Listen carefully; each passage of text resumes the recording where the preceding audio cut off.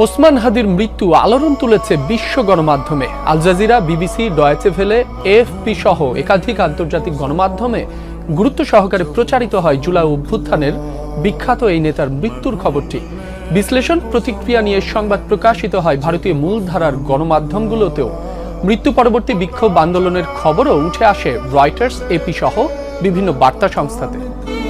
বৃহস্পতিবার বাংলাদেশ সময় 9:30টায় সিঙ্গাপুরের একটি হাসপাতালে চিকিৎসাধীন ওসমান হাদির লাইফ সাপোর্ট খুলে নেওয়া হয়। দেশের গণ্ডি পেরিয়ে মুহূর্তেই তার মৃত্যুর খবর সাড়া ফেলে আন্তর্জাতিক অঙ্গনে। সংবাদ প্রকাশ করে বিভিন্ন গণমাধ্যম। হাদিকে স্বৈরাচার বিরোধী আন্দোলনের আলোচিত নেতৃত্ব আখ্যা দেয় কাতার ভিত্তিক গণমাধ্যম আল জাজিরা। শেখ হাসিনার পতনের পেছনে তার অবদানের বিষয়টি তুলে ধরা হয় প্রতিবেদনে। ব্রিটিশ সংবাদ মাধ্যম বিবিসি আর জার্মান গণমাধ্যম ডয়েচে ভেলেতেও প্রকাশ হয় ওসমান হাদির মৃত্যুর খবর। এছাড়া এএফপি, আনাদোলুর মতো প্রভাবশালী সংবাদ সংস্থাগুলোও উঠে আসে খবরটি।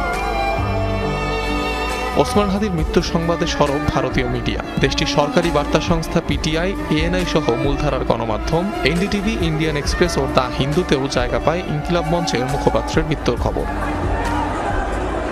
ওসমান হাদির মৃত্যুর পর সাধারণ মানুষের বিক্ষোভ আন্দোলনের সংবাদও তুলে ধরে বার্তা সংস্থাগুলো।